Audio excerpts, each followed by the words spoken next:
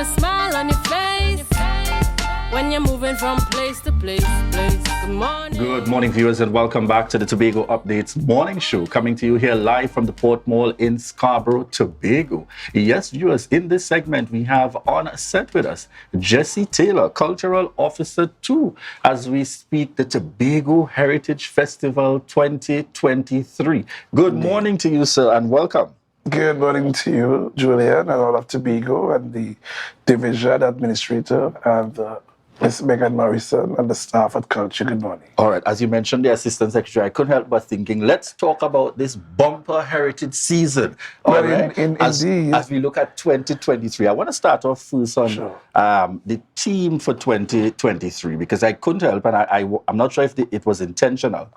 I saw the flyer come out. I took a glimpse. I thought we were doing some review of the times because it almost had that kind of look indeed, of that was back deliberate. then. Tell us a little bit about it. Yes. It is. Julian, the theme is indeed homage. It is really designed to reflect and to honor, to pay homage, to pay reverence, to revere to all those things and people, places, and all of it. Indeed, the sub-theme says, all are we and who all are we be. So that's larger than in itself just doing performance culture. So the theme this year is designed to depict, to create some nostalgia, to take us back to some 35 years ago where it all started, where this year, the 36th year of its manifestation. And Julia, what is interesting is that we have come a long way. And this time I figure has come for us to pause, exhale, and really appreciate those things that have made us the people we are proud to have become and to be able to celebrate. And that's what we're doing with homage. So we are, in fact, honoring the past. There are so many people from the past, and we are celebrating those people from the future. Indeed, there are many of the future at the present, and we are inspiring those for the future, but that's where the continuance and the preservation will really take shape. So I'm realizing this year, and some have raised the concern that the festival appears to be scaled down when compared to years prior. How would you describe? Well, scaled down is not a word I would use. I have been using the word a special edition. It's specially crafted because, as a matter of fact, as early as next week, Wednesday, the junior caravan is launched and will go to the various schools. So over the in the period of June, in the month of June, we'll actually be targeting a number of schools to take to them what we call Once Upon a Time, Way Back When. That's in the month of June. But that's not only that. It's characterized by a number of other training sessions and other special sessions, which we have been calling the fringe elements. The fact is, and the truth of the matter is, Julian, is that in any 2-week period, you cannot truly celebrate the bounty of Tobago's culture. Because our culture is larger than what we do in 2 weeks. It's bigger than that. The buko, goat, and crab race is part of that. And every other thing that we do that's festival-oriented or generated has its place in the culture. So it cannot be limited to just that. But there are several people who, communities, groups, and other special organizations that would have applied for entry into the official period, which is on the 21st of July to August 1st.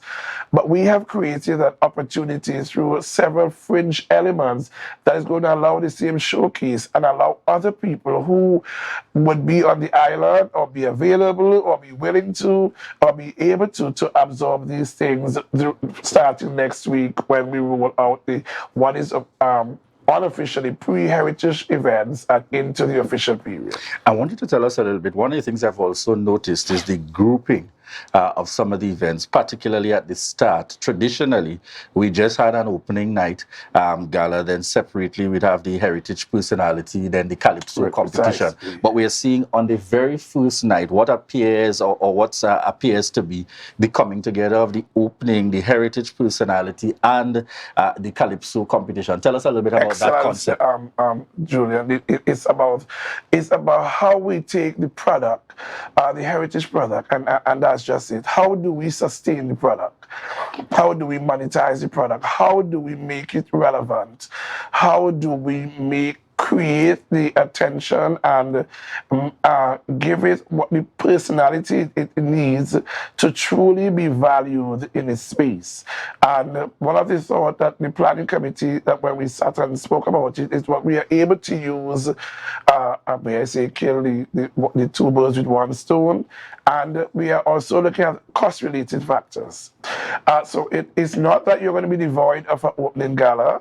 As a matter of fact, pre the show, people have an opportunity, media would have an opportunity, the world would have an opportunity using Shore Park, which is at its peak now, as one of it considered to be the festival village and high point, selling point of Tobago.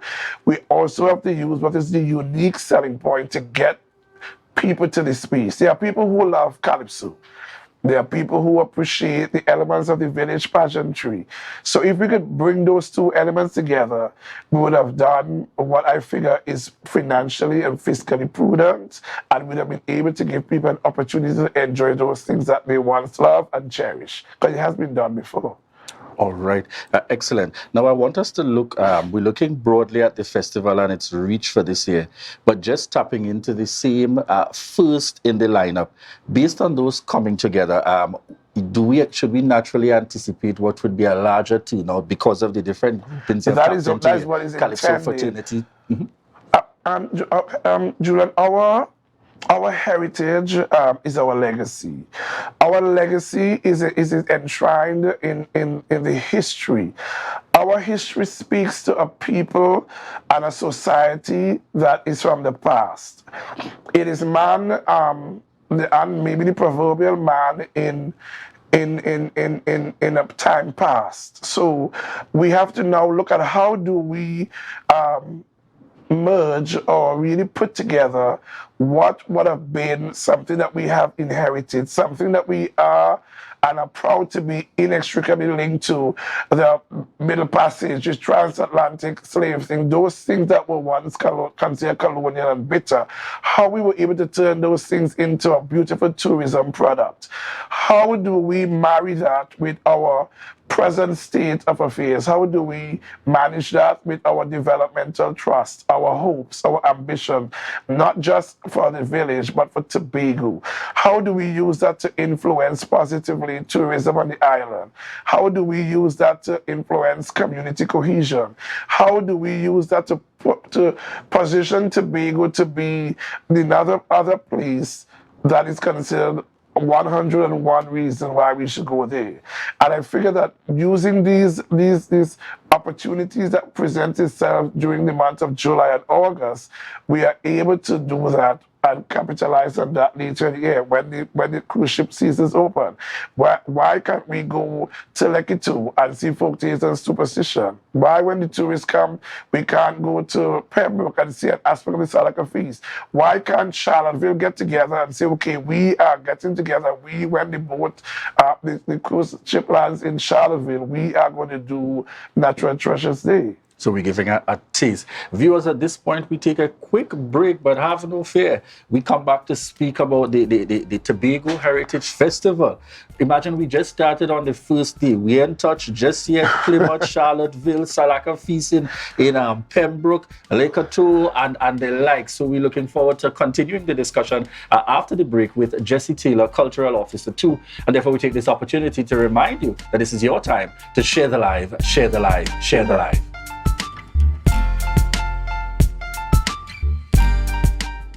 Viewers, welcome back this morning to the Tobago Updates Morning Show. We continue the discussion this morning with Jessie Taylor, Cultural Officer 2 at the Division of Tourism and Culture. And the focus again, Tobago Heritage Festival 2023. Now, Jessie Taylor, always a pleasure chatting with you. The Secretary, Megan Morrison, would have indicated earlier on that this is going to be a bumper heritage season. From what we're seeing, a lot of persons have seen several changes. What may appear to be several changes to the program. How does this marry with it being a bumper season for 2023? Well, I do want to endorse what the Assistant Secretary, who has the responsibility for culture, would have said. Indeed it is. And I would have listened, and I was absolutely present at the press conference when she spoke. And larger than stage community village performances. This year's it is also intended to pay formal recognition to a number of people in Tobago who would have contributed, our what we call our icons and our stalwarts, who would have contributed towards the fast forward movement of Tobago, its culture, its heritage, and its traditions. So that inside of all of this, there is a plan to honor and like I said, celebrate their works and their achievement by placing them and giving them the honor that they deserve in what we would see naming of streets and rooms and spaces.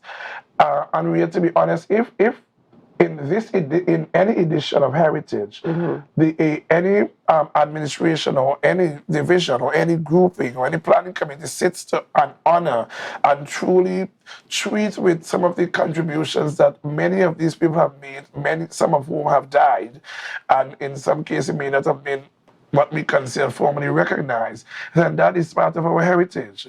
When we say all are we and who all are we be, it's all about that. All are we who we be. About those families, those people who would have contributed, but their names are not listed anywhere. Our contributions are not noted and listed among the greatest. The works and struggles and triumphs and those people who we consider our cherished knowledge bearers, our people who continue to carry and act as doorkeepers, gateways, and way pavers of our noble customs, they need to be recognized. So larger than just having a production in a village that's a reenactment, I think it's time that we pause and recognize as well and pay homage to all those persons who have come along the way but have may seemingly be forgotten. And that would be a travesty if that happens. And I want to endorse the secretary, the assistant, and the division, and the planning committee for the foresight and for recognizing that the time has come. That we not only go to a place to say rest in peace and offer these tributes when people cannot hear, but giving them the flowers of why they can smell it and appreciate it. All right. Now, you and Julien would have covered the opening night of this bigger Heritage Festival for 2023. Give us an idea in terms of the rundown. What can persons expect following? So, I was saying to Julien that from next week, Wednesday, the Junior Heritage School Caravan rolls out. So we go island-wide during the month of June. But that is against a backdrop of what we have been termed Ready, Set, Go. So that even, for instance, we who normally would have done Wake and Bongo, there is an evening that's going to be, we're going to treat with that in terms of the way we put it into the media and how it's going to roll out exactly, that we are going to treat with the traditions of how a reenactment of a wake and the bongo and that kind of stuff. There's also going to be drumming, Afro drumming, Caribbean drumming, because some of the things that we also recognize is that along the way we have grown from when we reflect, we have grown along the way, and there are things that have made us into a proud people that we are. The steel pan. So, for instance, in Black Rock, on the 31st of Black Rock, there is a sea and steel pan festival.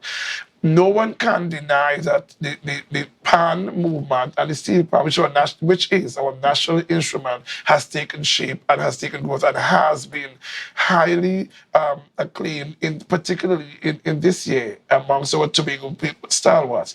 That did not start here. As a matter of fact, I was part of another incarnation where it was called the youth in culture, where those people, the OJs and the Kirsch and who are now at the forefront, would have started as teenagers under a program called Our Youth in Culture. Now they are where they are, and that is where you can start to see the fruits from the tree, the labor from the tree. So additionally, some of the things you are likely to see would be the old-time the Juven old-time carnival in Plymouth. Right. That happens immediately after the opening. Yeah, and then some of the other things you would see is what we know and appreciate and always love to have is Charleville Natural Treasures Day. You would have the Salaka Feast, so you'll have the rituals in the morning, you'll have the show in the afternoon, you'll also have Lekito doing folk tales and superstition, you'll have Mariah wedding, and these are some of the staples that we've always had. The truth be told, against the backdrop of what was offered as proposals, largely most of them has been embraced. So while they may not physically be on a calendar of events, they are a part of what we call the fringe elements of heritage. Because in July, once we clear June and we live to see July, it means that we will unroll several other aspects. The Awi Heritage on the Road is the island wide caravan that goes to the streets to create nostalgia, to be a form of living museum, entertainment and advertisement for the festival. So you could be just leaving here and just see the old time wedding just in front of the Port Mall.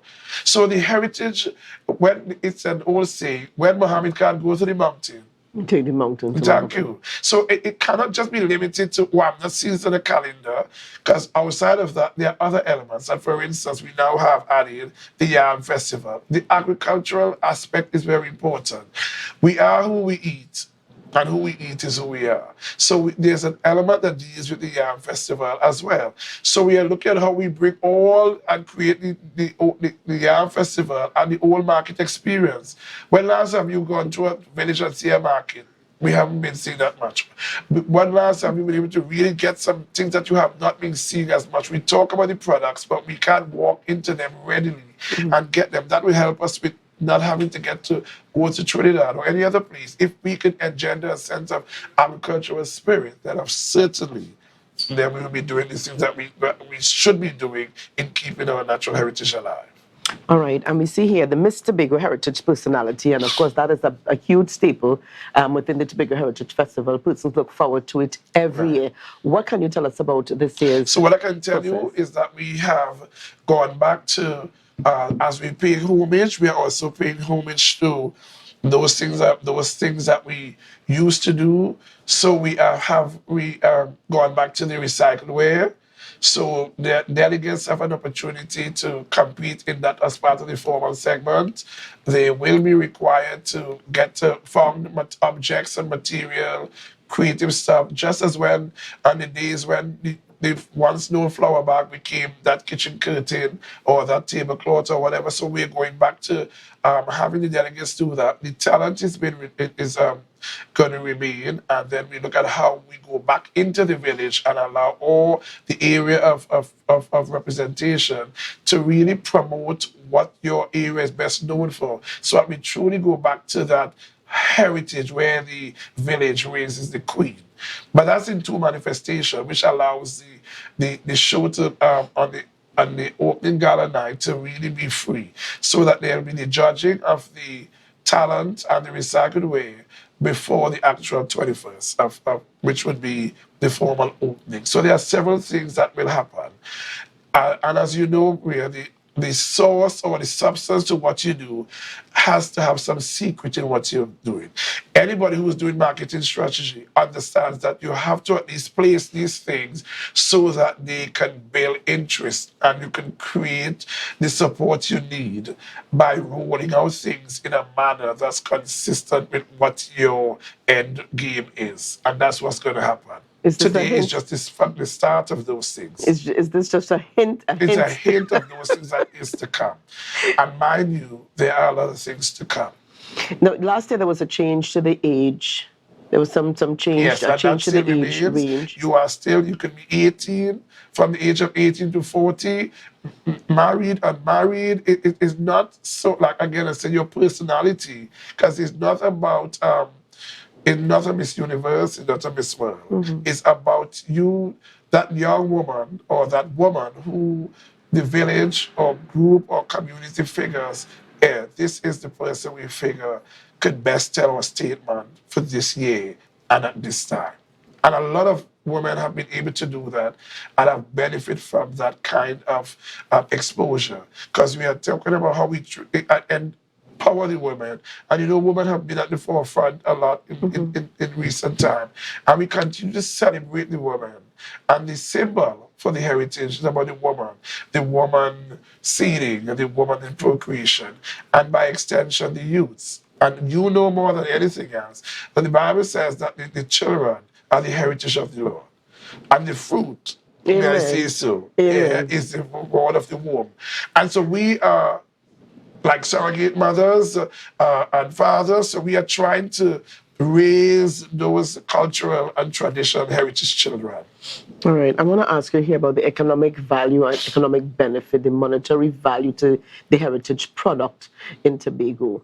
Has it been, is it that source of revenue? Has it been that source of revenue? Will 2023 be that source of revenue? But that is just it, Rhea. Over the last, and what I've been able to look at, I mean, when this festival started, and I had to do some research in 1986 and had its first manifestation in 1987, what the records show is that the THA would have given $1,000.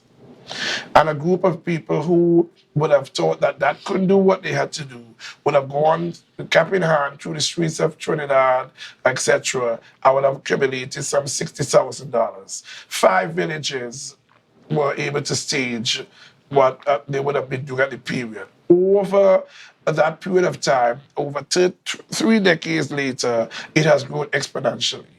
So that it moved and morphed into a lot more. But then the burden of this to the state also became more. Infrastructure, setting up today, removing it tomorrow, moving it, and then the truth be told that we are set up to do these things in a period that's considered unsafe weather. So the weather, the inclement weather, which is unpredictable, changes the variables. If I look at what I've seen recently and pre and post COVID, the sponsorship has not been great. So we are now looking at how we can revive the sponsorship. And so there has been a dedicated attempt by the planning committee. And so we have revisited the sponsorship packages and we have renamed them and put additional values and things that we figured could bring a value to the sponsors. And so we can have that corporate embrace and that collaboration through outreach. It's early in the game, but it's promising. And that's the other thing. How much are we willing to give for how much are we willing to have? And that's it. So we have to now look at how do we creatively come out of the box and do just that. How much more can we do with what we have? We all know that the economic climate seems to suggest that there's need for prudent spending. And what is the economic spend this year for 2023? Well, we still are working the figures out, and now I'm saying by the time we get back here, and I'm going to be back next week, which we're going to see, because we are looking at what the corporate involvement is going to be. But there's already a program. Pardon? There's already a program. Yes. Outline. Yes, there is. But no. Right. So it's not even fixed. I prefer not to see the figure just yet, so I don't talk what I may not be quoted as saying properly. But yes, we do have a figure, and that is why the construct of the calendar is what it is, because it's within what we consider to be safe and reachable. All right. Now, I know that we will have make arrangements to have you or other persons from Festival Commission back with us. Who has responsibilities for the other areas, like Janelle Franklin for the personality, and we have Kimmy Potts who's doing Calypso. So we have agencies, representation who's going to be here to treat with some of those things that are going to be developing as we go. All right, and we are early.